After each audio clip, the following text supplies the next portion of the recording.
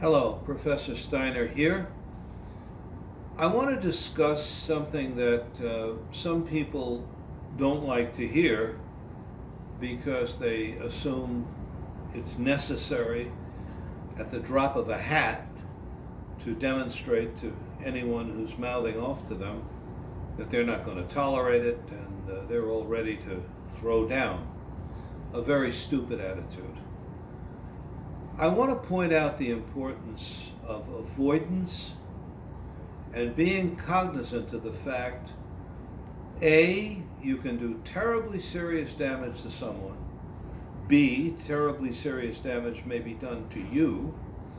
And C, legal consequences that can be worse than any physical damage can accrue from engaging in any kind of violent encounter. Now, when I say this, I'm not trying to suggest for a moment that you should, or anyone should, permit themselves to be injured or worse. I'm not suggesting that you should not defend yourself. What I am insisting upon is that you not take the attitude of the kind of fool who, at the drop of a hat, is ready to fight with somebody. You don't want to get into that situation. Avoidance is self-defense technique number one in American Combato, and I mean that literally. I teach my students, and I follow it myself. Do everything you can, within reason, to avoid violence. That doesn't mean tolerate violence being directed upon you or against you.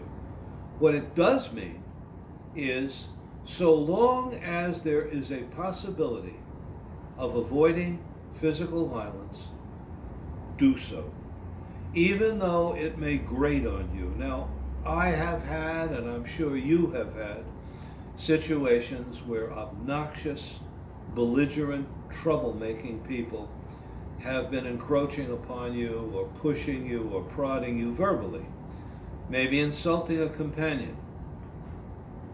Could have been anything. So long as that is not a dangerous physical situation, my advice is leave the scene, walk away, even if you have a right to stay there. Avoiding trouble can save you literal grief. Two situations come to my mind. One that occurred just recently and one that occurred about a year or so ago. Situations in which individuals became engaged in some sort of a disagreement. It was over something very, very minor. In one instance, it was at a party. In the other instance, it was in the street, but it wasn't a street attack. They just got into some sort of a verbal disagreement, which led to a verbal altercation and argument, and that finally led to one of these people not ready to take any more. He just walloped the other guy, and the other guy died as a result of the injury he sustained. That doesn't always happen, but it can happen. And if it does happen, the individual who died is not helped by the fact that such situations are rare occurrences. And the individual who killed him is going to be charged with manslaughter at the very least, possibly murder. These situations can and should be avoided. Do not get into any situation of physical violence if there is a way to avoid it without incurring risk either to yourself or to another innocent person. Obviously, we're not going to turn our back on someone who is clearly attempting to physically attack us. That would be stupid. But you very often, if you don't let your ego get in the way and don't tell yourself, this guy's got no right to speak to me this way. Of course he has no right to speak to you that way. But what do you expect of a fool?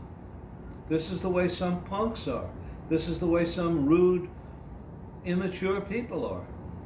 I've had the experience, I'm sure you've had the experience, of being pestered by an immature imbecile who never grew up, and his recourse is to swing his fist or try to start trouble. Well, don't give him the opportunity. Always take that action, if possible, that will enable you to walk away, avoid trouble. That is a very difficult thing, especially for many males, and most especially for many males who have been influenced by the stupid philosophy that's taught in some martial arts courses, where at the drop of a hat they're going to prove themselves. You don't want that. You don't want that. If you're involved in competition and you want to prove yourself, that's fine. No problem with that. But you're not out to prove anything in the street. You're not out to prove anything at work. You're not out to prove anything when you're out with your family. You're out there to live your life, to enjoy yourself, to take care of your loved ones, and only in the event that something should arise that would threaten or challenge that, are you ready to use physical violence.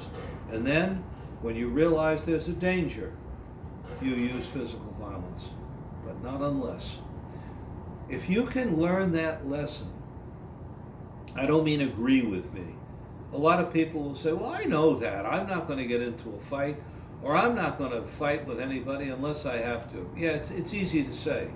But a lot of people very often do get into physical encounters over nothing, and there are terribly serious consequences. And even when there are no serious consequences, there's just perhaps a bloody nose, or somebody is knocked down and humiliated. What's the gain? Who needs it? This is for babies in a sandbox, not for grown-ups, certainly not for students of self-defense. At least if your teacher is not discouraging you from doing this, find another teacher, get into another school. Don't accept encouragement to be violent, because it's very easy to pick up on that in the first situation that comes along in which the opportunity to get involved in violence presents itself. You don't want that. Anybody who has experience with violence, anybody who has studied the matter of violence, unless they are crazy, will verify and confirm the truth of what I'm saying and will agree with me. Violence should be avoided. Think court, if nothing else. Now, I'm not telling you this, on the other hand, for a reason, and I used to hear this when I was in ju-jitsu. It's very arrogant. Well, avoid trouble because you don't want to hurt someone too badly. Well, you know what? If you're under violent attack, if you're subject to violation by a criminal, I don't care how badly you hurt him, and you shouldn't care either. Just defend yourself. So I'm not going to insult an adult student of self-defense who is really studying self-defense and not a sport by saying, well, you don't want to push your tremendous ability around and hurt someone unnecessarily or possibly kill someone unintentionally. That's ridiculous. You're not going to get into any situation if you have any brains unless you must.